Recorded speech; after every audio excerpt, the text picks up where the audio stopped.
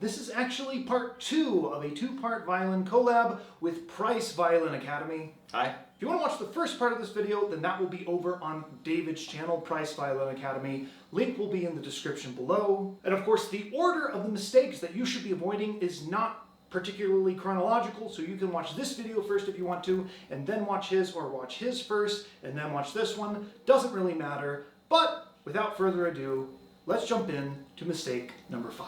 Mistake number 5, not knowing how to practice. In my opinion, the most important skill that I can teach a student is how to practice. If a student is set up with proper technique, they know how to practice, and they practice a lot, they're going to get incredible at the violin. And if they've learned the art of deep practice, I believe they'll be able to master any skill they want to acquire in the future. Now, the subject of practicing is far too broad to cover everything here, but the primary mistake I see students make is this: practicing too fast or in too large of chunks for too few repetitions.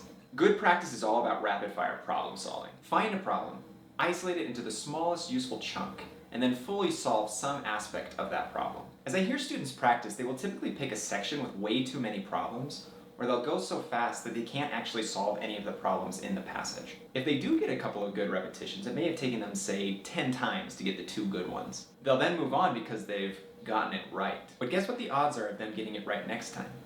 2 out of 10.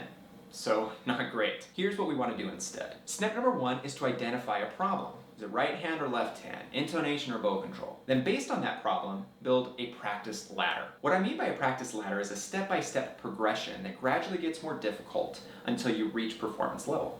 Rung 1 in the practice ladder, or day 1, could be to get the passage in tune with slow whole bows. Rung 2 is playing it with correct rhythm, slowly and in tune. Rung 3, using rhythms to efficiently speed up the passage. Rung 4, gradually speed it up until it's up to tempo.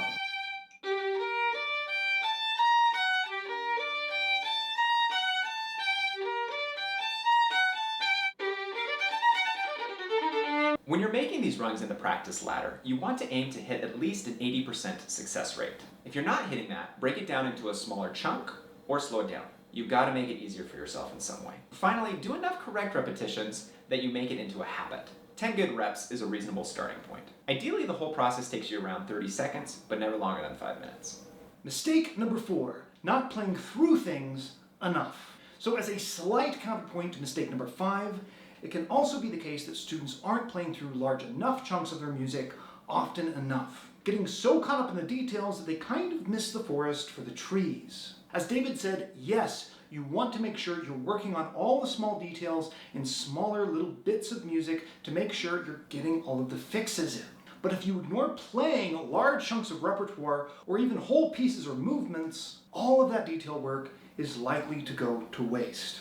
You see, it's not just about perfecting one section. That section has to connect musically to the next section, and that to the next section, and so on and so forth. For that to come out effectively in a performance, then the road from section to section needs to be well traveled by your mind, so you can get a big picture view of the musical landscape. I think playing through large chunks of music is so important that I'd even suggest making yourself do it before you can adequately play through certain sections, just so your mind is used to handling long periods of continuous playing. An important thing to remember: if you already tend to practice this way a bit too much, then this advice is not really for you. You need to be focusing on the details, like in mistake number 5. Also, when I say to make yourself play through something that you haven't fully worked through yet, that is only something you should be doing like once a day at most, just to give yourself a constant reminder of what the music should sound like as a whole. This is not something to make your primary or even secondary form of practice. It's just important for your brain to get used to handling big sections at once, and eventually the whole piece. Mistake number 3, neglecting scales. Well, how about C major scale? That should be in readiness at all times. I'm going to try to not harp on this one for too long because I know Tobiah has some strong feelings on this one. But neglecting scales is a mistake that kind of hurts my soul. In the first video, I spoke about how important it is that we have a routine that covers every fundamental violin technique each day. And it turns out that scales are a fantastic way of doing that, especially at higher levels. Different aspects of scales lend themselves so well to covering different aspects of violin technique. I use slow bow scales as my main tool for developing projection and bow control.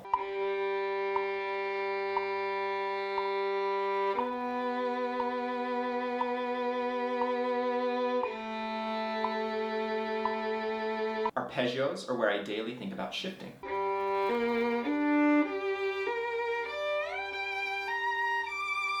Double stops are possibly the very best tool for training the ear and also the hand frame.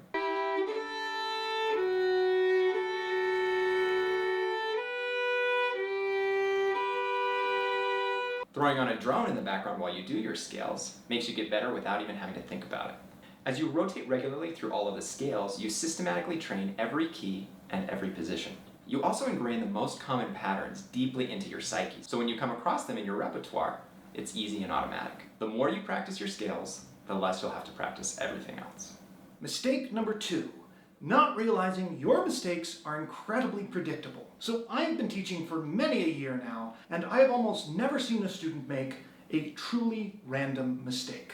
If I tell a student, hey, you played that note sharp, and then they don't make a concerted effort to fix it the next time that note comes around, then it will likely be sharp and the exact same amount of sharp the next time they get to that note. I have seen students make the exact same mistakes multiple times in a row, and I always tell them, if you pay attention, you can predict those mistakes. Why? Because you've made the exact same mistake 3 times in a row now. And the cool thing about that is, if you can predict it, then you can fix it. If you know that you are likely to play a certain note out of tune, then before you get to that note, you can have a mental plan so that when you get to that particular section and that particular note, you can plan to play the note higher or lower. And you can apply this to any mistake you make.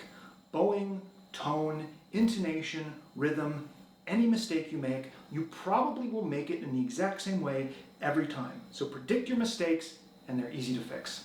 And finally, we come to mistake number 1, tension. Most problems in violin technique stem back to tension points. While I'm unlikely to be able to solve all of your tension woes in a couple of minutes, I want to set you on the right track using an object lesson that I learned from Alexander technique. If you're unfamiliar with Alexander technique, it's all about saying no to tension. I'm going to use Tobias as my guinea pig here. Follow along at home so you know what this feels like. Alright, Tobias, so I basically just want you to shrug up your shoulders as tight as you can, and then come over and try and shake my hand. Yeah, so how does that feel? Very uncomfortable. So for most of us, that feels incredibly clunky and awkward. In the masterclass I attended, they also had us perform menial tasks like carrying on a basic conversation. And when you're shrugging your shoulders, you actually become less intelligent. So one of the main tenets of Alexander technique is that tension tends to stem from the neck and shoulders.